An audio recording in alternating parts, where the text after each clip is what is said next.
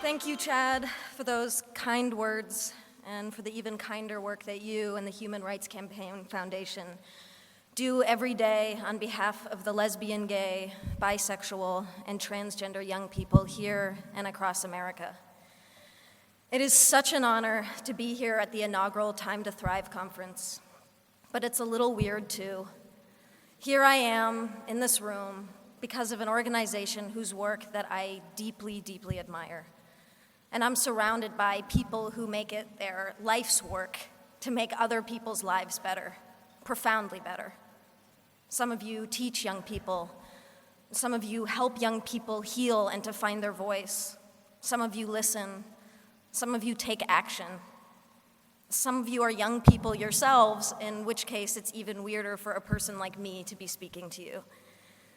It's weird because here I am, an actress, representing, at least in some sense, an industry that places crushing standards on all of us.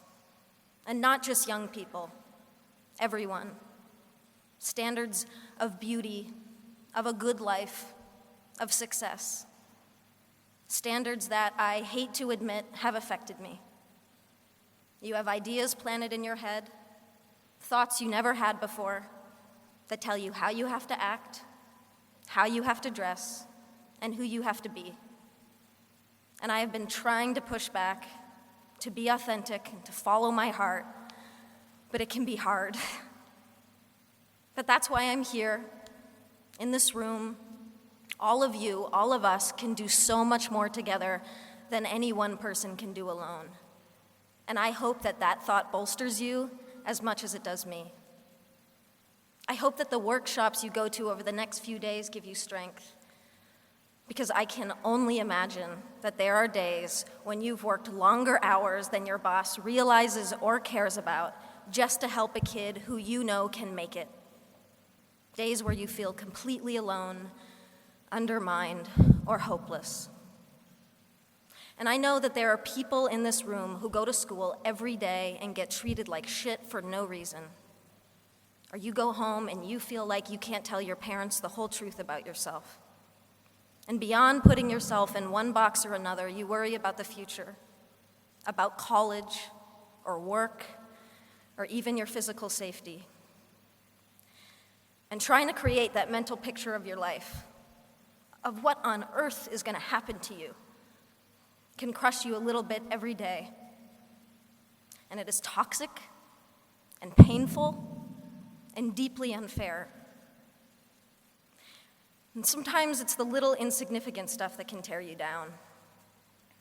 Now, I try not to read gossip as a rule, but the other day, a website ran an article with a picture of me wearing sweatpants on the way to the gym. And the writer asked, "Why does this petite beauty insist upon dressing like a massive man?" "Because I like to be comfortable."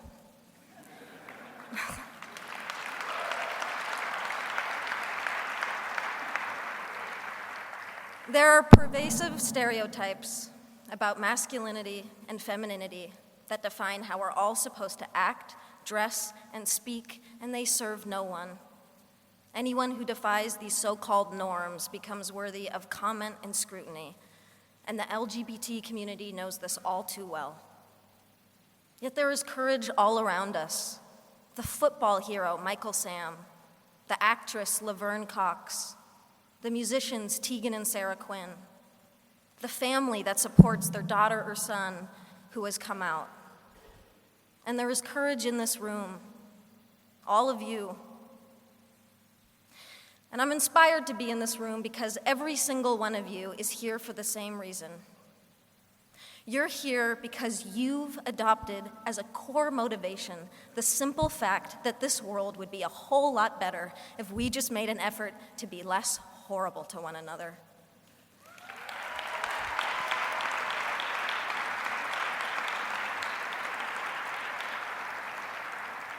If we took just 5 minutes to recognize each other's beauty instead of attacking each other for our differences, that's not hard. It's really an easier and better way to live. And ultimately, it saves lives.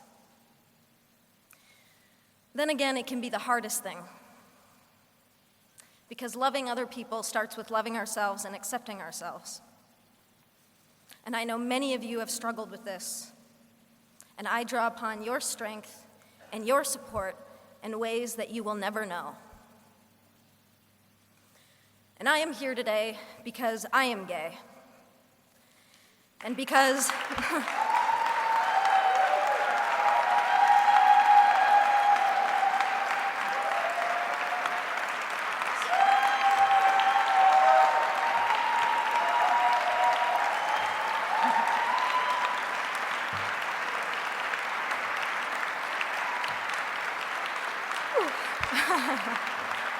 thank you.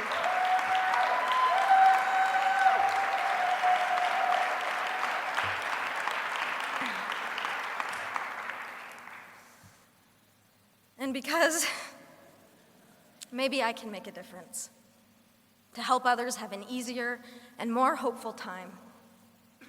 Regardless, for me, I feel a personal obligation and a social responsibility.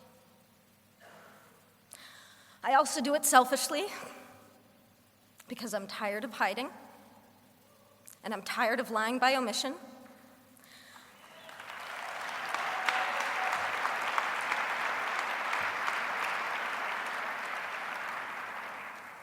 I suffered for years because I was scared to be out.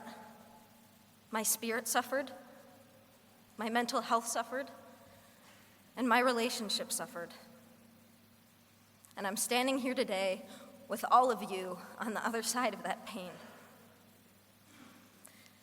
And I am young, yes. But what I have learned is that love, the beauty of it, the joy of it, and yes, even the pain of it, is the most incredible gift to give and to receive as a human being. And we deserve to experience love fully, equally, without shame and without compromise. There are too many kids out there suffering from bullying, rejection, or simply being mistreated because of who they are. Too many dropouts, too much abuse, too many homeless, too many suicides. You can change that, and you are changing it. But you never needed me to tell you that. And that's why this was a little bit weird.